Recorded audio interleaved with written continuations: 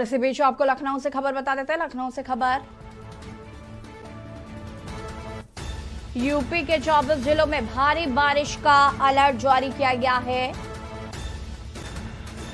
UP के 24 जिलों में भारी बारिश का अलर्ट घोषित। राष्ट्रीय आपदा मोचन बल सभी स्थितियों से निपटने के लिए तैयार। वाराणसी के घाटों पर गंगा आरती के लिए बदले गए हैं स्थान। लगातार गंगा नदी में बढ़ रहा है जलस्तर।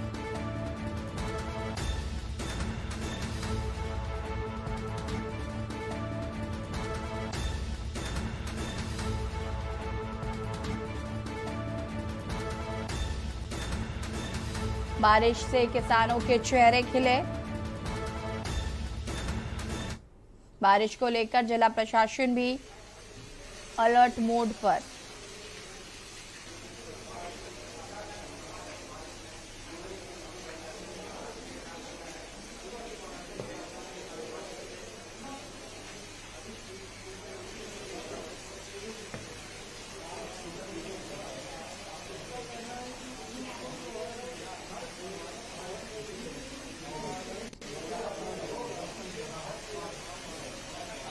और आपको बता दें कि मौसम विभाग ने 24 जिलों में अलर्ट जारी किया है। भारी बारिश की चेतावनी मौसम विभाग द्वारा जारी की गई है।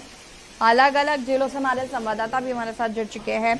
आमिर रजा लखीमपुर संवाददाता हमारे साथ जुड़ चुके हैं। पवन तिवारी लखनऊ से हमारे संवाददाता जुड़ चुके हैं।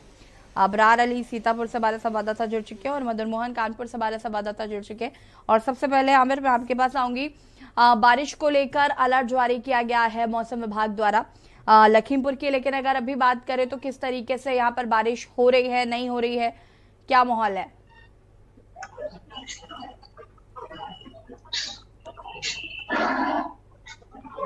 आमिर, आपकी आवाज नहीं आ पा रही है हम तक, खुद को अनम्यूट करें।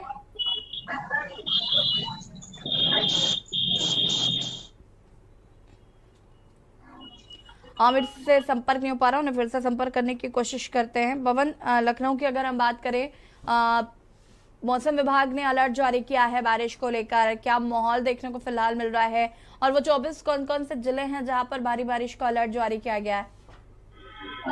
जी, आपको बता दें कि मौसम विज्ञान विभाग ने उत्तर प्रदेश के 24 जिलों में भारी बारिश का अलर्ट जारी किया, जिसमें गोंडा, बलरामपुर, बहराइच, श्रावस्ती, लखीमपुर खीरी, उन्नाव, रायबरेली, फिरोजाबाद, इटावा आदि ऐसे 24 जिले हैं जहां पर भारी बारिश होने का मौसम विभाग ने चेतावनी जारी की है। बात की जाए राजधानी लखनऊ की, तो लखनऊ में पिछले 3 दिनों से हल्की बारिश लगातार हो रही है। आज सुबह करीबन 4 बजे से ही यहाँ पर रुक रुक कर हल्की बारिश अभी तक लगातार जारी है। हल्की पिट बारिश अभी हल्की हल्की हो रही है। सुबह के समय जो बारिश हो रही है, स्कूल जाने के समय बच्चों और वाहकों को थोड़ा परेशानी का इससे सामना भी करना पड़ा है। लेकिन बात की जाए पूरे उत्तर प्रदेश की, तो जो 24 जिले हैं यहाँ तो भारी बारिश होनी है। इसके अलावा और भी जो अन्य जिले हैं जिसमें हल्की बारिश का, वो भी लगभग 50 जिले। कल की बात की जाए 29 जुलाई को, तो लगभग 60 जिलों में जो है हल्की और कहीं कहीं भारी बारिश हुई थी। बात की जाए राजधानी लखनऊ की, तो यहाँ पर कल 10 मिलीमीटर बारिश हुई, जो कि सामान्य से थोड़ी अधिक है। और आज भी लगातार बारिश चल रही है। और नदियों के जलस्तर की बात की जाए तो गंगा नदी और प्रयागराज में बहने वाली यमुना नदी जो है वो खतरे के निशान से अब केवल 5 मीटर दूर रह गई है, जो कि 85 मीटर पे होना निशान खतरे का निशान है, लेकिन 79 मिलीमीटर तक वहां पर पानी जलस्तर बढ़ चुका है। इस तरह देखा जाए तो जो घाघरा नदी है, जिसके किनारे पर श्रावस्ती, बलरामपुर, गोंडा, बहराइच ये सब जिले आते हैं, उनके कई गांव जो है बाढ़ की चपेट में कई बार आ चुके हैं। और उस हिसाब से जो घाघरा नदी का जलस्तर लगातार बढ़ रहा है, इससे वहां पर जो लोग रहने वाले हैं उनको भी चेतावनी दे दी गई है। और राष्ट्रीय आपदा मोचन बल है, जो बाढ़ में या किसी भी प्रकार की आपदा आने पर लोगों की सहायता के लिए बनाया गया है, इसको पूरी तरह से अलर्ट मोड पर रखा गया है। किसी भी प्रकार की दिक्कत होने पर, कहीं बाढ़ या कहीं पानी या किसी भी तरह की दिक्कत जो आपदा आएगी, उसके लिए राष्ट्रीय बल मोचन लगातार तैयार है। और किसी भी व्यवस्था से, किसी भी दिक्कत से निपटने के लिए लगातार तैयार है वो। और बात की जाए वाराणसी की, तो वहां पर जो गंगा घाट पर जो आरती होती थी उसका भी स्थान वहां से बदलवाया गया है। जो घाट के किनारे किनारे जीने बनाए गए थे, लगभग सभी जीनों पर नदी का जल वहां पर पहुंच चुका है और पूरी तरह से वो घाट के जो जीने हैं वो सब पूरी तरह से डूब चुके हैं। तो गंगा आरती के लिए भी स्थान को किया है, ज्यादा बीच में इसमें जाने को मनाही है और जल स्तर लगातार बढ़ता जा रहा है। जो प्रमुख नदियां उत्तर प्रदेश की हैं, सभी नदियों में जल स्तर बढ़ रहा है और बारिश अभी लगातार जारी रहेगी। जैसा कि मौसम विज्ञान विभाग ने अनुमान लगाया कि इस तरह की बारिश जारी रहेगी। जो अभी तक जो लगातार 1 जून से अभी तक की जो बारिश का रिकॉर्ड है, जो बारिश जो अब तक हुई है, लगभग 50% बारिश हो चुकी है। अभी तक अगर पीछे बात की जाए 26 जुलाई तक, तो जो बारिश थी वो करीबन 58% कम हुई थी। ठीक है पवन, मैं वापस आऊंगी आपके पास। आमिर हमारे साथ एक बार फिर से जुड़ चुके हैं। आमिर, लखीमपुर की अगर हम बात करें तो यहाँ पर बारिश को लेकर क्या कुछ अपडेट है? कितना यहाँ पर बारिश हो पा रही है और किसानों को किस तरीके से इस बारिश से फायदा हो रहा है? देखिए यशी, अगर लखीमपुर की बात करें तो लखीमपुर हमेशा बारिश के दिनों में यहाँ पर एक तबाही होती है। और जिस तरीके से बारिश हो रही है, खास करके जो पहाड़ों पर बारिश हो रही है, उसका जो पानी आ रहा है यहाँ नीचे, तो लखीमपुर में घाघरा, शारदा, मोहाना नदी, ये तीनों नदियां इस वक्त उफान पर है। और तबाही की अगर बात करें तो मोहाना नदी में भी कुछ दिन पहले जिस बांध को बनाया गया था कई करोड़ रुपए की लागत से, वो डूब चुका है, वो पूरी तरीके से तहस नहस हो गया। तो कहीं ना कहीं बाढ़ का पानी और खास करके जो बारिश है, बारिश के पानी से कई गांव, दर्जनों गांव जलमग्न हो गए। यहाँ पर है हजारों लोग शुरुआती दौर में ही इससे प्रभावित थे, सैकड़ों एकड़ जमीन इससे प्रभावित है। ये यहाँ लखीमपुर का हर साल का एक ये काला अध्याय कहा जाता है। जब बारिश आती है तो बारिश का मौसम यहाँ तबाही लेकर आता है। और इस बार जिस तरीके से मौसम विभाग ने चेतावनी दी है भारी बारिश की, इसको लेकर प्रशासन ने अलर्ट यहाँ पर जारी कर दिया है। बाढ़ इलाके क्षेत्रों में जितने भी प्रधान है, उन गाँव में एक एक नाव सरकारी स्तर पर खरीदी गई है, ताकि अगर कोई आपदा आती है तो वहां पर नाव से लोगों जो फंसते हैं उनको बचाया जा सके। इसके अलावा एनडीआरएफ की टीम यहाँ पर तैनात कर दी गई है। इसके अलावा बारिश के दिनों में लोगों को बचाने के लिए यहाँ पर ट्रेनिंग दी जाती है। जो ग्रामीण होते हैं, जो ग्रामीण तैरना जानते हैं, उनको ट्रेनिंग करके लगभग 1000 से ज्यादा लोग जो यहाँ पर तैनात कर दिए गए हैं। वो गाँव में, अगर गाँव में कोई परेशानी आती है, बाढ़ का पानी बढ़ता है, कोई बाढ़ में फंसता है, तो इन लोगों को बचाने का काम करते। तो लिहाजा प्रशासन ने अपनी तरफ से तमाम तैयारियां पूरी कर दी है। लेकिन बाढ़ से बचाव के जो संसाधन होना चाहिए, उनका इंतजाम बारिश से पहले होना चाहिए। ये हमेशा इस बात को कहा जाता है, लेकिन कहीं ना कहीं बाढ़ सर पर आती है तो प्रशासन अलर्ट होता है। यही इस बार भी दिखाई दे रहा है। बिल्कुल आमिर। अबरार, सीतापुर की अगर बात करें, जैसे कि लखीमपुर में बताया, यहाँ पर आमिर बता रहे हैं कि लखीमपुर में हमेशा ही ऐसा होता है, हर साल का है कि बाढ़ आती ही आती है, क्योंकि पहाड़ों पर बारिश होती है, उसका पानी आता है तो घाघरा नदी, शारदा नदी जो है वो अपने उफान पर होती है, जिसकी वजह से बाढ़ जैसी संभावना होती है। सीतापुर की अगर हम बात करें तो यहाँ पर क्या फिलहाल माहौल देखने को मिल रहा है? फिलहाल क्या स्थिति है? अगर सीतापुर की बात की जाए तो यहाँ भी हर साल बाढ़ आती है। बाढ़ क्षेत्रों में जो प्रशासन है वो हर साल यहाँ पर जो अपनी चौकियां हैं वो सभी बनाता है। लेकिन जो बात की जाए तो बिजली तहसील की और रेउसा तहसील की और रामपुर मथुरा, यहाँ पर जो है घाघरा, शारदा और सरयू नदी तीनों यहाँ पर निकलती हैं। और इस समय जो पहाड़ों पर बारिश हो रही है, जिसके चलते यहाँ पानी का जल स्तर लगातार बढ़ता जा रहा है। बताया जा रहा है कि इस समय 1 दर्जन से अधिक गांव पानी में डूब चुके हैं और लगभग 2 दर्जन से इससे अधिक प्रभावित हो रहे हैं। और उन्हें अलर्ट किया गया है कि आप लोग उनके स्थान पर जा सके। इसी को लेकर तो प्रशासन की तरफ